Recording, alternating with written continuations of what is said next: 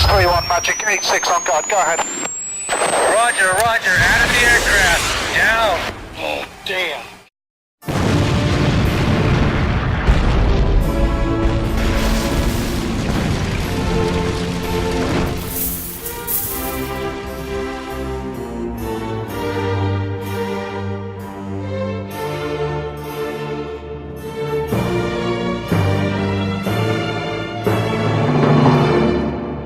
Knjiga pod nazivom Pad noćnog sokola predstavlja svedočanstvo o dramatičnim događajima iz vremena odbrane od NATO agresije, kao i traganje za istinom o efikasnosti 3. raketnog diviziona 250. raketne brigade za protivvazdušno dejstvo.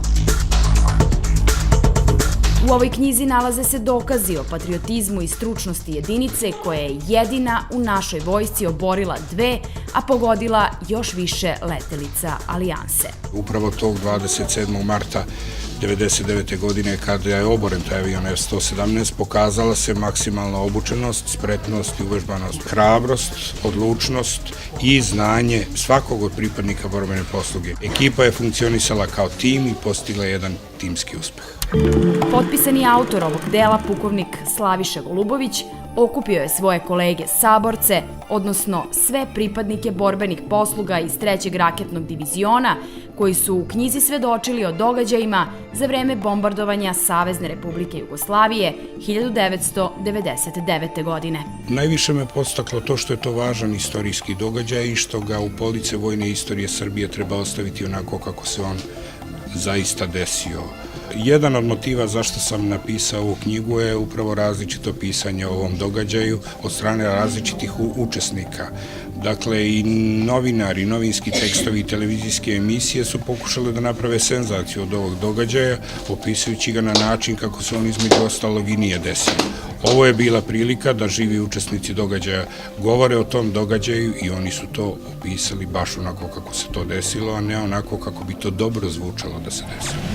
Samo mesec dana od izlaska iz štampe, pad noćnog sokola izazvao je veliko interesovanje čitalaca. Neverovatan uspeh srpske vojske predstavlja i činjenica da su raketnim sistemom 2. generacije gađani i pogađani najsavremeniji avioni 5. generacije.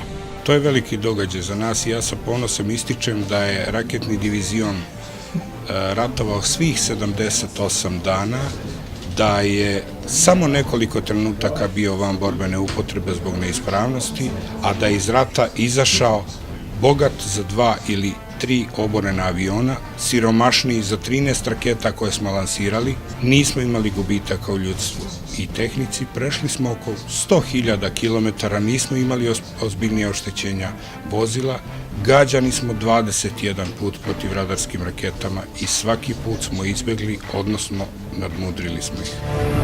Na 364 strane ove knjige ovekovečeni su timski duh i znanje naših vojnika. U najvećoj meri učestvuje znanje i obučenost borbene posluge. Naravno, kao preduslov svega toga ispravnost tehnike, jer u raketnim jedinicama ispravnost tehnike je imperativ. Ako imate ispravnu tehniku, onda obučenost borbene posluge može da dođe do izražaja.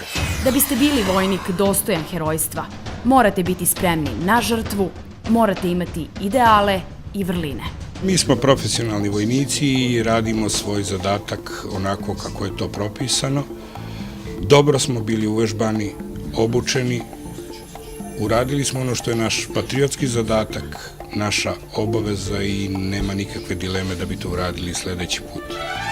Podvig naše vojske, obaranje nevidljivog aviona 27. marta 1999. godine sve više poprima istorijske razmere i svrstava našu protivvazdušnu odbranu u sam vrh svetske elite, a 3. raketni divizion čini najslavnijom jedinicom.